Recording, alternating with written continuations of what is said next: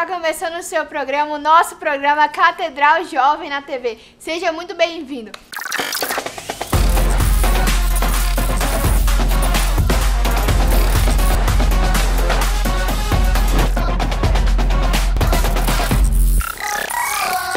Ao meu lado está Adriano. Tudo bem, Ana Júlia? Tudo ótimo. Hoje nós temos um convidado muito especial. Tudo bem com vocês aí em casa? Nós somos da Catedral da Família, Catedral Jovem. Eu sou o pastor Adriano e hoje nós estamos com um entrevistado que é uma bênção. Ele é pastor da Catedral de uma das nossas congregações, chama Eilton Manzan. Ele é alfaiate, submedida, há 37 anos que ele trabalha neste ramo. Mas hoje nós vamos falar de um assunto particular, Ana Júlia. Nós vamos falar sobre relacionamento de pai e filho. Então, aqui está o nosso entrevistado, Eilton Manzan. Seja muito bem-vindo ao nosso programa. Prazer é nosso, alegria, satisfação. Que Deus abençoe, que seja um momento agradável, né? Apesar da história ser um triste, mas agradável que o Senhor... Vai dar uma lição para todo mundo, sem dúvida. Fala pra gente já começar sabendo e já ir aprofundando. Como era o seu relacionamento com seu pai? Ele era muito violento? Como que você se relacionava com ele? Olha, a gente vive numa sociedade que tem vários lares desequilibrados, outros não. O meu, hoje eu penso que foi uma permissão até de Deus, mas foi realmente um lar muito desequilibrado.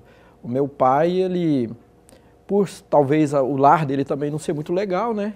Ele passou isso pra gente. E ele não foi aquele pai amigo, aquele pai gentil, companheiro. Aliás, ao contrário, ele tinha uma atitude, de certa forma, carrasca conosco. Eu sou irmão de 2 irmãs, né? Nós somos 3 filhos, e ele agia de forma muito assim, arbitrária, corrigindo com uma disciplina dura, principalmente com muita pancadaria, né? Foi muito triste. E também a sua fala, né, foi muito falas de baixo escalão. Então a gente veio de um lar realmente onde as nossas emoções, ainda quando criança, foi nutrida dessas coisas, de muita violência, de muito mal entendido, de muita gritaria, muita baixaria, né? Foi assim, muito complicado até. E todo excesso esconde uma falta, né? Talvez quando o seu avô, né? Seria o pai dele, talvez era muito bruto também, alguma coisa assim, e aí ele acabou sendo também, ou não? Na verdade, assim, o que eu conheço do meu avô é que ele ainda, assim, um homem novo, ele sofreu um derrame, né? Naquela época, na verdade, as crianças não tinham tratamento como tem hoje na maioria das casas, né? Até porque vieram de uma situação de pobreza. E o meu pai, então, ele ficou sendo assim, como se fosse o dono da casa, depois que o meu avô sofreu o derrame, né? E ele conta para nós que ainda muito jovem, com 14 anos de idade, ele trocava o dia lá na roça, né, de trabalho com uma pessoa adulta. E ele foi, assim, muito sofrido porque as pessoas não entendiam, né? E, de certa forma assim, afligia a família dele, né? Principalmente a minha tia. Um certo senhor chegou um dia lá e bateu na minha tia, na frente dele. Então ele foi uma criança que viveu no meio de muita violência e ao mesmo tempo muita responsabilidade. Pastor Manzan, ele com essa responsabilidade muito cedo, automaticamente ele pegou uma carga que não pertencia a ele. De fato. Era uma fase onde ele deveria ser criança, né? Onde ele deveria viver como criança, mas pegou uma responsabilidade. E depois disso, ele conheceu a sua mãe, eles se casaram e o relacionamento de marido e mulher também era conturbado e violento. Na verdade, a gente sabe que a bênção de Deus antes do casamento, ela é fundamental e ela vem justamente através dos pais, né? A minha mãezinha, quando casou com o meu papai, eles não tiveram essa bênção. O meu avô, da parte da minha mãe, não aceitava o casamento. E ainda jovens e muito apaixonados, eles forçaram um pouquinho a barra, né? Mas logo que casou, ele já começou a demonstrar aquela violência, aquela situação aflorou. Veio à tona, verdade, né? Aflorou. E na sua infância, uma das lembranças que você teve de relacionamento com o seu pai? Olha, na verdade, relacionamento é bom, eu não me lembro. Do meu pai me afagar, do meu pai cuidar de mim, assim, não me lembro bem. Eu lembro mais dos momentos mais, assim, fortes, né? Porque, na verdade, o trauma se dá na criança, não se dá no adulto. Então, na verdade, eu lembro que quando criança eu sofri esses traumas com as atitudes dele, de violência, né? Como bater com vara de marmelo, bater com cinto mesmo, com um pedaço de pau, né? E até mesmo ele nos batia com soco mesmo, né? Nós crianças, ele nos batia com soco. Ele tirava sangue de mim, das minhas irmãs. Você falou do seu avô também, que era familiar do seu pai, o mesmo que o seu pai. Você tinha uma relação boa com o seu avô também, ou não? Não, na verdade, eu não conheci o meu avô. Não. Eu conheci só a minha avó paterna, o meu avô eu não conheci. Mas você ouvia as histórias dele diante do seu pai? Sim, é porque ele contava algumas coisas para nós, né? Mas o que eu entendi é que o meu avô, o pai dele, ficou assim, sofreu derrame ainda em uma idade assim, não muito, né? Bem novo, sofreu derrame. Então ele era debilitado. E o meu pai com 14 anos já começou a cuidar da família. Né? E assumiu o papel do... E naquela época existe uma questão assim, que ser homem você tinha que ter aquele cara mais violento, mais agressivo. Eu acho que tinha assim, né? O senhor me contou um dia que a sua vontade de ser alfaiate. Hoje é uma profissão peculiar, né? Sem dúvida. Hoje é uma profissão que se encontra pouco, alfaiate sob medida. Mas desde a infância você já tinha esse interesse por essa... Essa história é interessante porque eu era bem garotinho, eu tinha 9 anos de idade, e a minha mãe me colocou para engraxar. Aliás, eu era bem miudinho, né? E a caixa de engraxate comprida, e eu ia lá para o centro da cidade. E naquela época, há 28, 30 anos atrás, existia aqui em Goiânia muitas alfaiatarias, como também existia muitas lojas que vendiam tecidos. Hoje não, a nossa profissão é pouca e muito trabalho até, muito serviço. Mas naquela época era bem infestado, entende? Então ainda garota eu sentava nas portas da alfaiataria e ficava olhando o pessoal traçando os tecidos e aquilo me chamou a atenção. Daí quando eu tinha 17 anos de idade, eu já trabalhava numa fábrica de vela. Já tinha 3 anos de carteira assinada e um irmão foi congregar na igreja da minha mãe. E ele falou, olha, eu sou profissional da área de alfaiataria e tal. Quando eu cheguei em casa, minha mãe me contou. Falou, olha, se você quer trabalhar com ele. Eu falei, agora. Aí no outro dia eu já cheguei na empresa, já pedi conta e tal e fui. Lá eu fiquei 1 ano trabalhando lá na 24A, no centro da cidade. Aí logo depois de 1 ano eu saí, fui aprender e até hoje estou aprendendo. E tem sido uma benção. Mas o seu pai não concordou? Não, de jeito nenhum. Ele não te apoiou de forma nenhuma? Ele tinha aquela questão assim de... Né? Ele queria que você seguisse alguma profissão, alguma coisa assim? Que ele não... Meu pai, na verdade, ele teve até a 3ª série primária, né, que conta naquele tempo. Ele fazia ali os seus trabalhos de pedreiro, de encanador, e ele chegou a ser um mestre de obra até reconhecido. Tanto é que, na época, ele trabalhava, ficava 3 meses fora de casa, né? Assim, construindo essas pontes, aqui, esses colégios, no estado de Goiás afora, né? Trabalhou muito numa construtora. E ele era muito bom profissional. Eu não sei se ele queria que eu seguisse, mas eu sei que ele tinha ele era um totalmente sério contra problema, o homem ser alfaiate. Sem dúvida. Ele preferia o morto dentro de um caixão, mas não queria que eu fosse costureiro, alfaiate. Puxando esse relacionamento com o seu pai, teve alguma hora que ele te ameaçou com arma, alguma coisa assim? Como que foi? Conte pra ele. Até uma vez eu compartilhei, eu estava conversando com o Adriano, nós conversamos sobre isso. Uma vez, eu já estava com 17 anos, e foi quando eu comecei a me dar assim, poxa, agora eu já sou um homem, eu posso, né, cuidar da minha mãe, das minhas irmãs, e não deixar que meu pai venha batê-las, machucá-las, e principalmente a mim, né?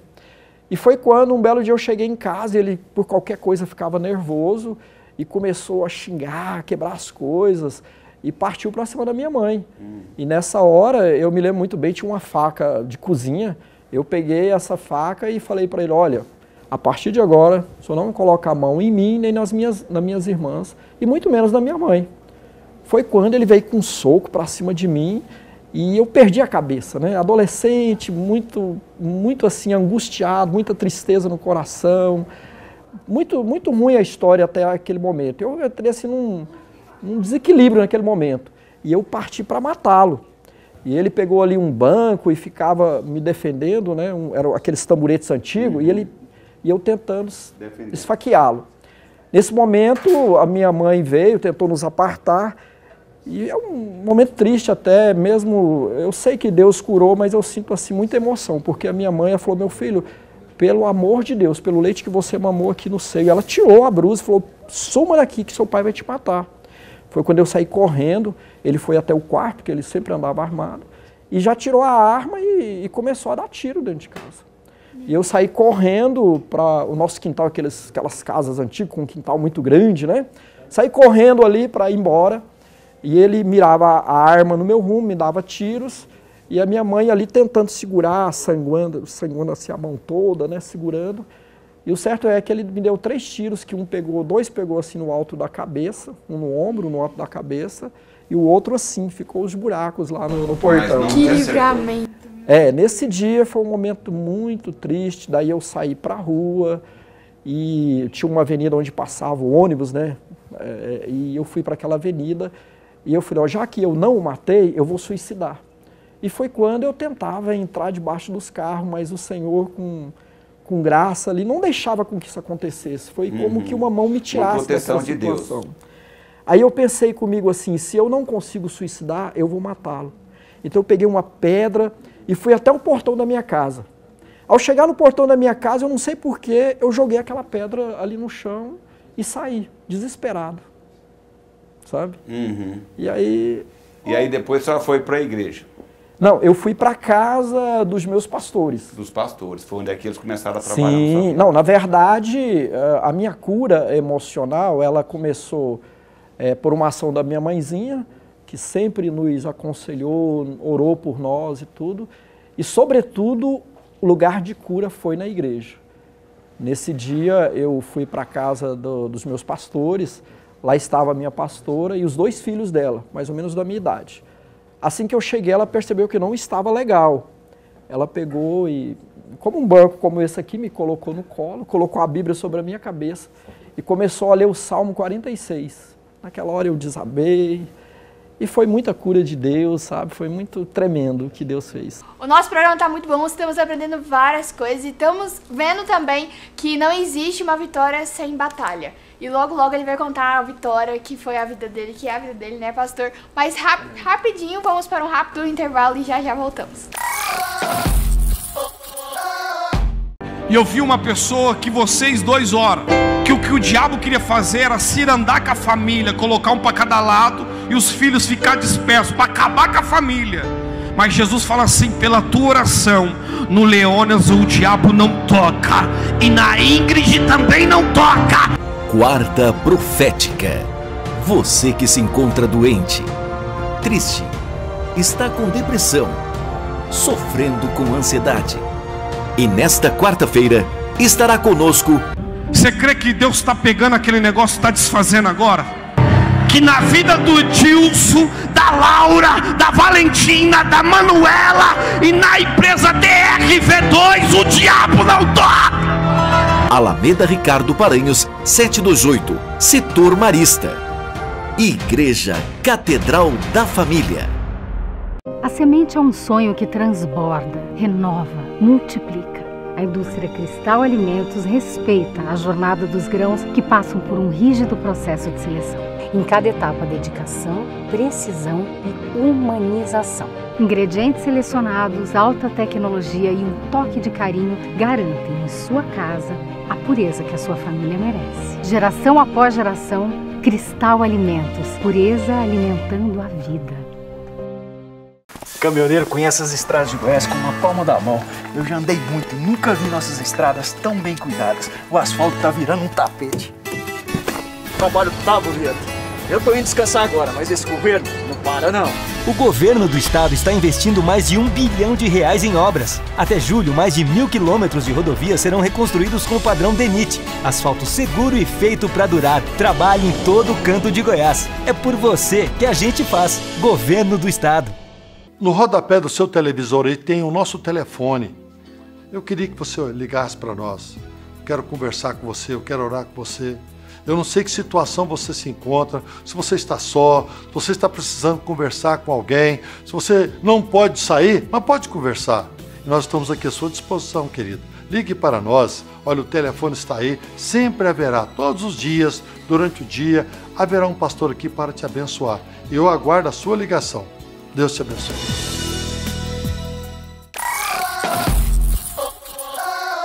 Voltamos e não se esqueça que o nosso culto está presencial todos os sábados lá na Igreja Catedral da Família, às 8 horas. Eu te espero lá, que lá, ó, tá sendo uma bênção. Várias pessoas estão sendo abençoadas, vários jovens, e eu te espero lá. Não é isso, Adriano? É isso aí. Nós aguardamos você todo sábado ali na Ricardo Paranhos, setor Marista, às 20 horas, para adorarmos ao Senhor juntos. Pastor Manzan, a sua infância foi uma infância difícil, assim como muitos que estão nos vendo aqui pela televisão pode ter se identificado com um pouco da sua história. Relacionamento de pai com filho, de esposo com esposa, infelizmente são tristezas que acontecem no seio familiar. Mas Deus entra na nossa causa, né, pastor? E como foi a restauração? O senhor já contou que a sua mãe e a igreja já orava, já intercedia por vocês, né? Mas aí você falou que fugiu de casa aos 17 anos, foi para a casa dos seus pastores, e onde a pastora colocou a Bíblia sobre a sua cabeça e orou com você, e ali começou uma restauração que durou por muito tempo, né? Ali começou um outro homem, uma nova vida. Na verdade, foi um momento de uma cura assim bem forte, né? Foi muito bom. E eu não cheguei a sair de casa. Eu ficava 2, 3 dias na casa de um amigo da igreja. Agora, o que eu quero ressaltar é que o cristianismo, na verdade, é o palco dos grandes testemunhos, né? A Cristo, a igreja, os irmãos, por mais que sejam pessoas que, é lógico, têm os seus defeitos, todos nós temos isso, veja bem, foi o lugar onde eu encontrei aquele amor sincero, aquela palavra de cura, de restauração, aquele abraço amigo. Aquele amor sem nada em troca, né? Isso, foi sempre na igreja. E eu era apaixonado pela minha igreja, eu sou igrejeiro mesmo, sabe? E daí eu vinha da escola e não tinha prazer de ir para casa. Então eu sempre parava e ia para a porta da igreja. Eu tinha terminado o culto, ali ficava alguns jovens e a gente ficava lá até meia-noite, 1 hora da manhã conversando. Talvez não faça sentido hoje, mas para mim aquilo tinha um significado muito importante. Porque aquela troca de relacionamento com os jovens da minha idade ali, contando as suas experiências de casa, também me fortaleceu. E até eu já falava, olha, lá em casa é assim, mas Deus é poderoso para mudar a nossa história. Amém. Então, assim, até mesmo no processo da minha restauração, da minha cura, eu já compartilhava com os jovens da igreja que tinham muitos problemas nas suas casas, né? Às vezes, alguns amigos meus que não tinham um pai dentro de casa, na verdade. Você não sabia se era melhor você ter um pai como eu ou não ter o pai em casa, não é verdade? E, então, assim, a gente trocava aquelas, né? E esse relacionamento já me ajudou muito. Por quê? Porque eu não parti para as drogas, não parti para o crime. Porque lado, geralmente, assim, pastor Manzan, o jovem, ele se rebela, ele se revolta e vai para o outro extremo, ou vai para as drogas, ou vai para a rua, ou faz tudo aquilo ao contrário do que Deus projetou para a vida dele. Mas, na realidade, você foi para Deus e buscar trocar experiências, e buscar intimidade com Deus, e Deus te manteve naquele lugar te protegendo. E eu gostava de trabalhar na igreja, seja o que fosse, evangelismo, cuidar da limpeza, tudo, eu queria estar presente em tudo. Porque até nessa questão de trabalhar na obra de Deus e desenvolver qualquer coisa, já me fazia assim muito realizado, eu sentia ali que o Senhor estava me abençoando, que o Senhor estava guardando a minha vida. No fundo eu sabia que havia um horizonte que um dia eu poderia avistá-lo, vamos dizer assim. E foi o processo foi esse, né? Pastor Manzan comentou aqui agora que o senhor não tinha o prazer de voltar para casa. Não. E às vezes você que está nos vendo aí na televisão, nesse momento, eu quero dizer para você que o prazer de voltar para casa é uma responsabilidade de todos aqueles que fazem parte do ambiente. Porque existem maridos, pastor, que também não têm o prazer de voltar para casa. Porque chega lá, vai encontrar uma esposa rilhenta, uma esposa com problema, com reclamação, os filhos também.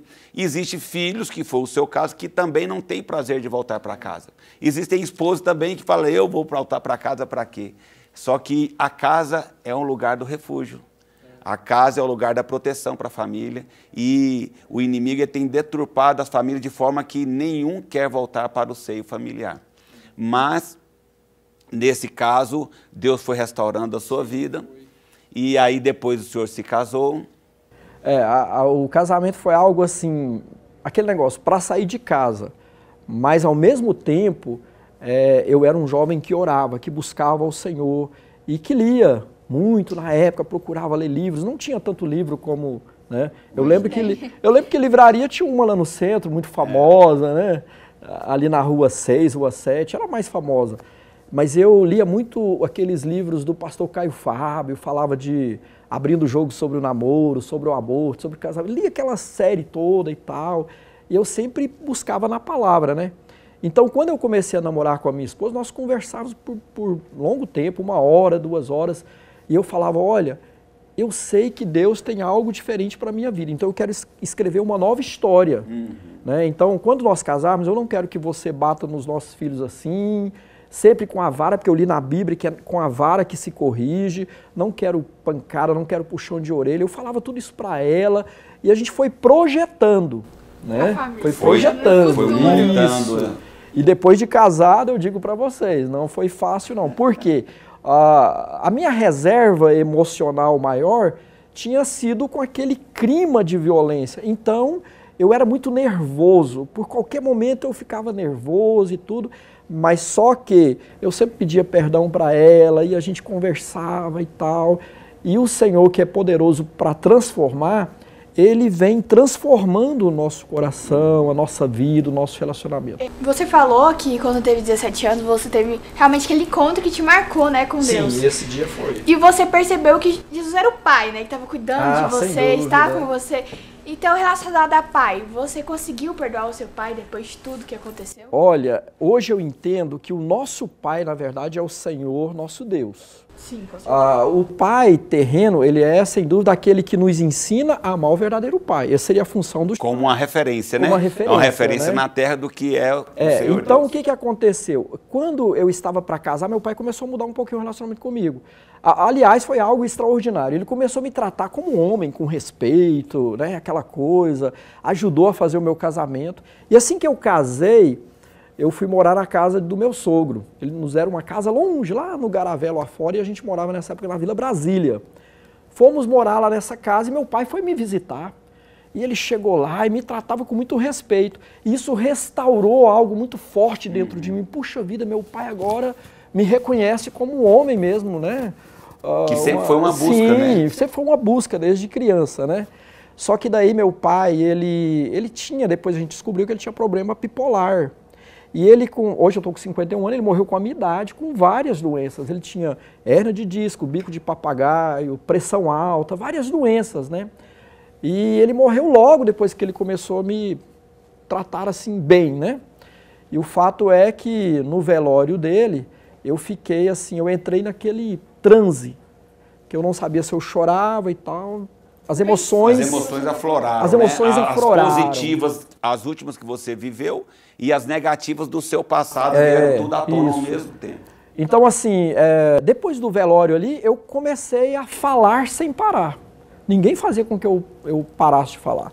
E eu colocava meu pai como um herói.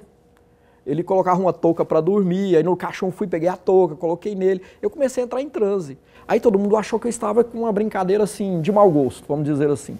Só que enterraram meu pai e eu fiquei durante 3 dias dessa forma. E aí me dava remédio, eu dormia muito tempo, quando acordava do mesmo jeito. Me levaram, uns psiquiatras resolveram. Me levaram numa psicóloga, que era cristã. E ela fez algo inédito. Ela colocou 2 objetos lá, um pequenininho e um grande sobre a mesa. Eu me lembro que era um barco e um outro, parece que um cinzeiro assim. Ela disse, olha, esse pequenininho aqui é você e esse grande é seu pai. E eu não quis aceitar e tudo. Aí com muita conversa eu aceitei que fosse. E ela disse, fale para ele o que você quer. E naquele momento eu comecei a falar com aquele objeto, como se fosse meu pai, tudo. E contei várias histórias que tinham acontecido, por que ele nos maltratava, né? E ao mesmo tempo eu comecei a pedir perdão para ele. Então eu sinto hoje que eu liberei, né? Eu não tenho amargura, não tenho... completa, colocou para fora tudo aquilo esse momento também foi algo muito crucial na minha vida, sabe? E você falou que quando você estava namorando com a sua esposa, você planejava o seu... Como você falou, planejava como educar os seus filhos. E hoje, como que é você Sabe por que eu planejava isso? Que lá na igreja eu vi os pastores, eu tinha um sonho de ser um pastor, assim como eu tinha aquele sonho de ser um profissional na área da alta costura, eu também tinha um sonho de ser um pastor. Então eu falei, poxa, mas esse cara é santo, né? Então eu tenho que ter um lar santo para mim poder ministrar a santidade no púlpito, né, da igreja. E hoje é pastor, é pai e já é avô. Graças a Deus. E Deus restaurou até 1000 gerações. Ô, glória, bênção de Deus. E aí, conta pra gente agora, como foi o seu relacionamento com os seus filhos? Olha, é outra história. Hoje eu tenho uma filha de 28 anos, casada, né? O meu genro é fisioterapeuta, tenho uma vida tranquila, abençoada, tenho um netinho abençoado, 1 ano e 7 meses, né? E tenho o meu filho de 24 anos, está cursando faculdade, o homem de Deus, nos ajuda da empresa, cuida da administração da empresa, né? Aliás, trabalha na nossa sede, né? Na alfaiataria Manzan. Mas, uma bênção. Aproveitando esse momento que nós já estamos encerrando o programa, qual é a mensagem que o senhor pode deixar para famílias que viveram histórias parecidas com a sua? Qual que é o caminho? O que você tem para deixar como uma luz? Porque muitos estão se identificando com esse assunto, eu tenho certeza. Mas muitos estão perguntando, e eu, como eu faço para viver isso que esse pastor está vivendo, uma restauração completa? Você já viveu essa experiência, então faça para esse jovem. O que eu gostaria de dizer para vocês é que o passado, ele pode servir para nós, assim, eu penso comigo, né? Ele pode ser uma âncora ou ele pode ser um leme. Você pode muito bem ficar preso ao seu passado, ou você pode usar esse passado como uma história que você olha lá algumas vezes para você lembrar de onde você veio. Mas, sobretudo, o que o Senhor quer para nós é um futuro glorioso, de bênção, né? Agora eu te falo verdade. A Bíblia diz que o jovem deve se esforçar. Nós precisamos nos esforçar. Então eu digo para você, o lugar de você se esforçar é na igreja, é na casa de Deus, é ouvindo a palavra do Senhor, porque você precisa ter fé em Deus, em você e na vida. E a nossa fé, ela vem pelo ouvir a palavra de Deus. Então, o que acontecia comigo? Eu sempre ouvia a palavra de Deus, eu queria estar na igreja o tempo todo, não existia redes sociais naquela época, então eu sempre estava na igreja e sempre lendo livros que pudessem me ajudar. Então eu digo para você, Deus é o Deus do impossível e Ele tem o melhor para nós. E essa história, até eu conto aqui em alguns momentos, eu estou feliz hoje, conto assim, não com tristeza no coração, porque ficou no passado. Então eu quero dizer para você, Deus, Ele não melhora a vida de ninguém. É bem verdade que melhorar é muito bom, dar uma... assim, transformar é muito bom, mas de fato o Senhor transforma. Escreve uma nova história. Uma nova história. Assim como aconteceu. E é isso que Deus está fazendo hoje. Nós somos pastores, né, ali na Igreja Residencial Kátia, uma congregação que tem um amor muito forte pelas pessoas que vão ali. E até quero mandar um abraço para essa turma abençoada, esse povo de Deus ali no Residencial Kátia, né? Então, é isso aí. Bola pra frente. Bola pra frente. O nosso programa, infelizmente, fica por aqui. Muito obrigada, pastor, pela sua presença. Sempre à disposição. Muitos jovens foram alcançados pela sua experiência e que vão passar agora uma nova experiência. Vão ser novos jovens, na glória de Deus. Então, você ouviu um belo testemunho do pastor Manzan e estamos aguardando você, jovem, a Catedral da Família, ali na Ricardo Paranhos, setor Marista. Nós temos um culto abençoado para você na Catedral Jovem. Todos os sábados, você é muito bem-vindo estar conosco. Até o próximo programa. Até mais, tchau.